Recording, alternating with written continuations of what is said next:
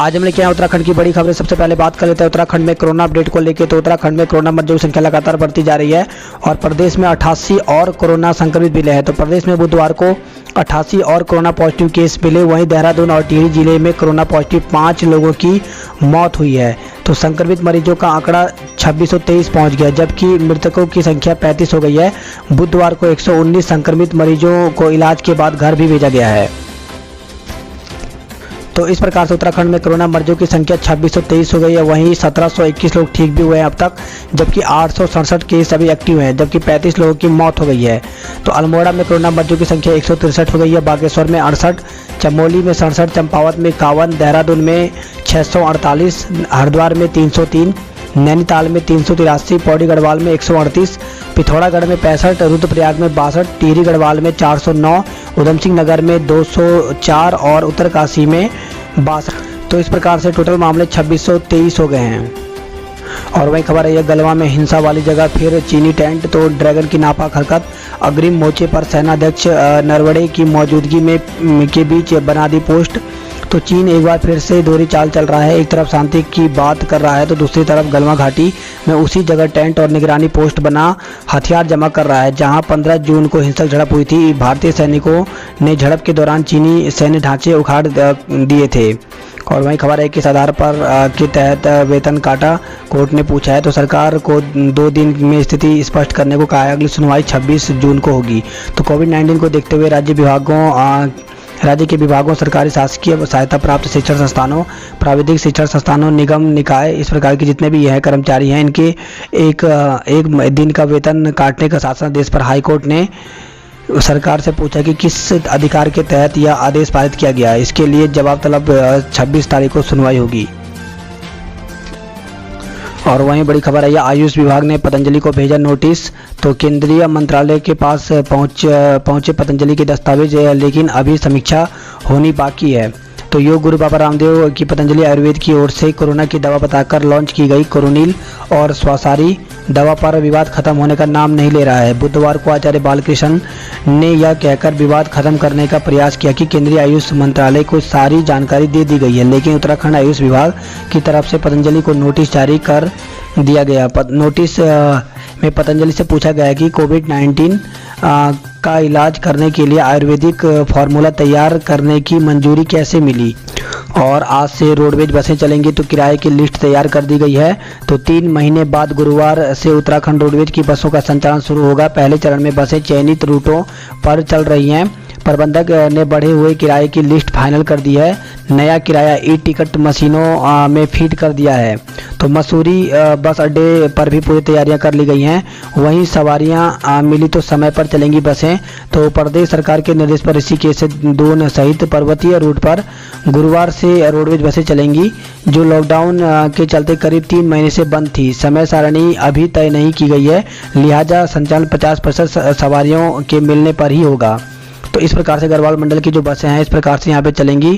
तो जो किराया था पहले जहाँ 65 रुपये था वहाँ पे 110 रुपये कर दिया गया है देहरादून से मसूरी जाने के लिए। वहीं देहरादून से अगर ऋषिकेश जाना है तो जो किराया पहले 65 रुपये था वो 105 कर दिया गया है, जबकि देहरादून से हरिद्वार का किराया अब 140 कर दिया गया है। देहरादून से कालसी का अब 125 कर दिया गया है। वहीं हरिद्वार से ऋषिकेश का 75, हरिद्वार से रुड़की का 70 और ऋषिकेश से रुड़की का 140। तो इस प्रकार से यहाँ पे रेट बढ़े हुए दिखाई देंगे। जैसे देहरादून से अगर आपको जोशीमठ जाना तो पहले 535 था, अब 880 कर दिया है। वहीं कुमाऊं मंडल के रेट लिस्ट भी यहाँ पे जारी किए गए हैं। जैसे हल्द्वानी से नैनीताल जाना है तो पहले 70 रुपये था, वहीं अब 115 कर दिया गया है। जहाँ पे हल्द्वानी से रानीखेत जाना है 170 की जगह पे 260 कर दिया है। हल्द्वानी से टनकपुर के लिए 140 की जगह पे अब 225 कर दिया गया है। तो इस प्रकार से ये बड़े रेट हैं, इसी के आधार पर बसों का संचालन किया जाएगा। वही पूरे उत्तराखंड में सक्रिय हुआ मानसून। तो मानसून तय समय पर पूरे उत्तराखंड में सक्रिय हो गया है। इसके साथ ही राज्य से लगे हिमाचल प्रदेश में भी मानसून ने प्रवेश कर लिया है। देहरादून में बुधवार को मानसून की पहली बारिश हुई। वहीं 25 जून को देहरादून सहित प्रदेश के 5 जिलों में कहीं कहीं भारी से बहुत भारी बारिश का ऑरेंज अलर्ट जारी कर दिया गया है। तो देहरादून में बुधवार को सुबह मानसून की पहली बारिश हुई। सुबह करीब 9 बजे से हल्की बारिश शुरू हुई और कुछ समय बाद बारिश तेज होने लगी। और वही खबर है विकासनगर से, जहां पे लॉकडाउन में बेरोजगार हुए युवक ने फांसी लगाई है। तो लॉकडाउन के दौरान नौकरी जाने से बेरोजगार हुए एक युवक ने घर में पंखे की कुंडी में फांसी लगा करके आत्महत्या कर ली। पुलिस ने पोस्टमार्टम के बाद शव परिजनों को सौंप दिया है।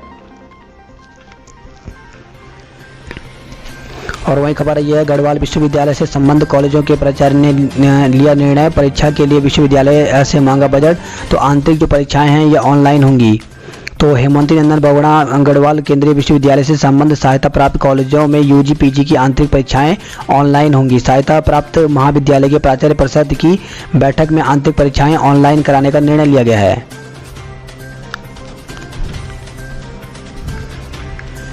वहीं उत्तराखंड बोर्ड की परीक्षाओं में ड्रॉप आउट छात्रों की अब पड़ताल की जाएगी। तो उत्तराखंड बोर्ड के जो छात्र कंटेनमेंट जोन या होम क्वारंटाइन की वजह से बोर्ड परीक्षाएं नहीं दे पा रहे हैं, विभाग उनकी परीक्षाओं का इंतजाम बाद में करेगा। विभाग बड़ी संख्या में छात्रों की परीक्षा छोड़ने का भी पता लगा रहा है। वहीं 411 छात्रों ने छोड़ी उत्तराखंड बोर्ड की परीक्षाएं।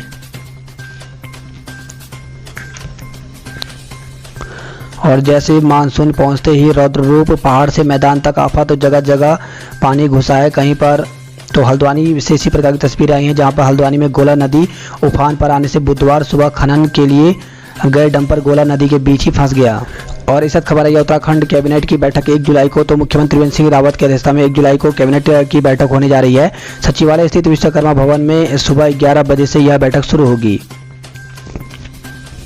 तो प्रमोशन में देरी से खपा संयुक्त परिषद का आंदोलन का ऐलान। वहीं खबर आई है SC ST कर्मचारी की रैली 28 को। तो प्रमोशन में आरक्षण लागू कराने को लेकर के SC ST संगठनों का अखिल भारतीय परिसंघ 28 को वर्चुअल रैली करने जा रहा है। और वहीं स्कूल फीस को लेकर के शासनादेश जारी किया गया है। तो लॉकडाउन के दौरान स्कूल फीस को लेकर के सरकार ने बुधवार को विधिवत आदेश जारी कर दिया। 22 जून को हाईकोर्ट के आदेश के तहत प्राइवेट स्कूलों की अपील पर किए गए निर्णय को ही शासनादेश का रूप दिया गया है। और वहीं खबर है मुंशियारी मीलम सड़क में अगले 15 दिन में बन जाएगा पुल। और वहीं खबर है घूस के आरोप में उत्तरकाशी DCB का GM निलंबित कर दिया गया है। तो CM के ड्रीम प्रोजेक्ट से जुड़ा हुआ है मामला। वही खबर आई है 100 प्रशासनिक अधिकारियों का प्रमोशन नई तैनाती दी। तो शिक्षा विभाग में प्रशासनिक अधिकारियों के बम्पर प्रमोशन हुए। 100 प्रशासनिक अधिकारियों को वरिष्ठ प्रशासनिक अधिकारी बनाते हुए नए विद्यालयों एवं कार्यालयों में तैनाती दी गई। और वहीं खबर है सीधी भर्ती प्रक्रिया का रोस्टर तत्काल वापस लेने की मांग की गई है। तो Uttarakhand general OBC employees association ने प्रदेश सरकार से सीधी भर्ती का आरक्षण रोस्टर तत्काल वापस लेने की मांग की है। वहीं प्रदेश में कोरोना संक्रमण के साथ बढ़ रहे हैं कंटेनमेंट जोन। तो कोरोना संक्रमित मामले बढ़ने के साथ ही प्रदेश में कंटेनमेंट जोन भी बढ़ने लगे हैं। और वही खबर आई है प्रदेश में कोरोना संक्रमण के साथ कंटेनमेंट जोन भी अब बढ़ने लगे हैं। तो चारधाम यात्रा पर जल्द होगा निर्णय। तो चारधाम यात्रा 30 जून के बाद संचालित करने के लिए देवस्थानम बोर्ड जल्द निर्णय लेगा। 27 या 28 जून को एक बार सभी की राय लेकर के उच्च स्तर पर बैठक कर बोर्ड चारधाम यात्रा पर फैसला ले सकता है। हालांकि मानसून सीजन शुरू होने से केदारनाथ के लिए हेली सेवा शुरू होने की संभावना कम दिखाई दे रही है। और वही खबर है छात्र घट रहे हैं और घोषणाओं में खुल रहे हैं स्कूल। तो प्रदेश में सरकारी स्कूलों में घटती छात्र संख्या के चलते बीते 2 वर्षों में 350 से अधिक स्कूलों में ताले पड़ चुके हैं। 2500 स्कूल बंदी की कगार पर हैं। इनमें छात्र की संख्या 10 या इससे कम रह गई है। दूसरे और राज्यों में सत्ता में आई सरकारें लगातार घोषणाओं में स्कूल खोल रही हैं। अब शिक्षा मंत्री अरविंद पांडे का कहना है कि हर ब्लॉक में एक इंग्लिश मीडियम स्कूल खुलेगा। और वही खबर है ये नेपाल ने सीमा से लगे मालपा में तैयार किया अस्थायी हेलीपैड। तो काला पानी लिम्पियाधुर लिपुलेख को अपने नक्शे में शामिल करने के बाद नेपाल ने सीमा पर सड़क का निर्माण कार्य तेज कर दिया है। सूत्रों के अनुसार नेपाल झूलाघाट और दार्चुला में भारतीय सीमा से सटे क्षेत्रों में नेपाल हेलीपैड का निर्माण कर रहा है।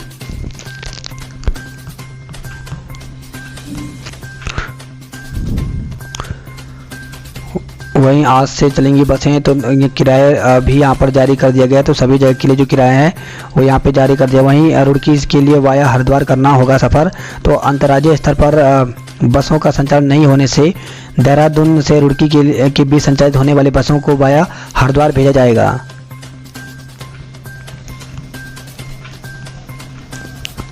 और वही खबर है, प्रदेश का पहला ई कलेक्टेड दून में शुरू। तो प्रदेश का पहला ई कलेक्टेड बुधवार को दून में शुरू हो गया। मुख्यमंत्री त्रिवेंद्र सिंह रावत ने अपने आवास से इसका उद्घाटन किया। इससे लोगों को अब फाइलों और शिकायतों के निस्तारण के लिए डीएम कार्यालय के चक्कर नहीं काटने पड़ेंगे। उन्होंने डीएम डॉक्टर आशीष श्रीवास्तव की पहल की सराहना करते हुए व्यवस्था को प्रदेश के अन्य जिलों में लागू करने की भी बात कही है।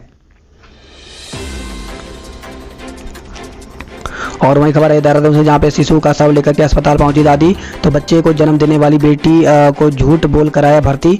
पुलिस पहुंची तो दिखा दिया बैग में रखा शिशु का शव। तो शहर में गर्भस्थ शिशु की संदिग्ध मौत का मामला सामने आया है। बच्चे के जन्म के बाद युवती की हालत बिगड़ी तो परिजनों ने उसे पहले एम्बुलेंस से अस्पताल भेज दिया। इलाज के दौरान युवती की खराब हालत के बारे में उन्होंने डॉक्टर से झूठ बोला। मौके पर पहुंची पुलिस तो युवती की मां ने प्लास्टिक के बैग में रखा शिशु का शव दिखा दिया। पोस्टमार्टम में जन्म से पहले ही बच्चे की मौत की पुष्टि हुई है। वहीं इस घटना से कई तरह के सवाल उठ रहे हैं। पुलिस और सीएमओ ने मामले की जांच बैठा दी है।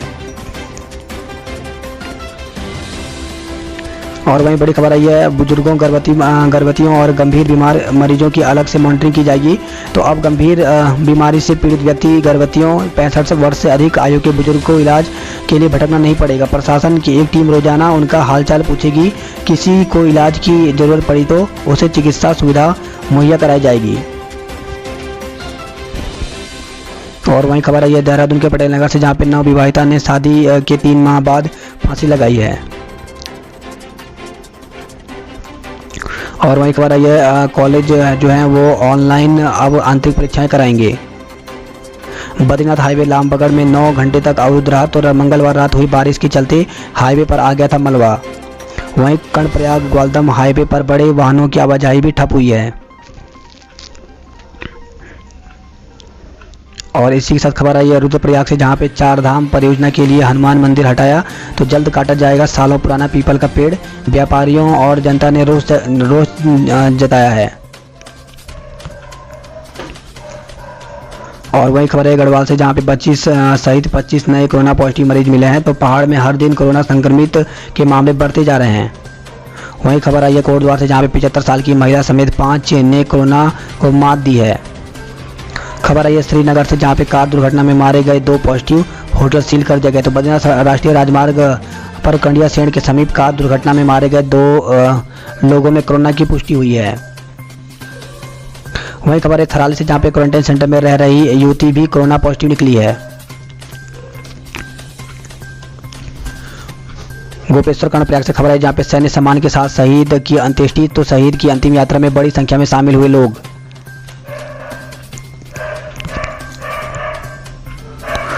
और वहीं खबर आई है कोटद्वार से, जहाँ पे पंखे से लटका मिला ऑटो चालक का शव। और वहीं श्रीनगर से खबर आई है, जहाँ पे युवती ने नदी में छलांग लगाई है। तो कीर्तिनगर के जुयालगढ़ गांव में एक 20 वर्षीय युवती ने मंगलवार देर रात शाम को भगवान झूला पुल से अलकनंदा नदी में छलांग लगा दी। श्रीदेव सुमन विश्वविद्यालय की परीक्षा को लेकर संशय बना हुआ है। तो जुलाई में श्रीदेव सुमन विश्वविद्यालय की परीक्षा आयोजन को लेकर के अभी संशय बना हुआ है। और वहीं खबर आई है कुंभ मेले का पर्वकाल 40 दिन का होगा।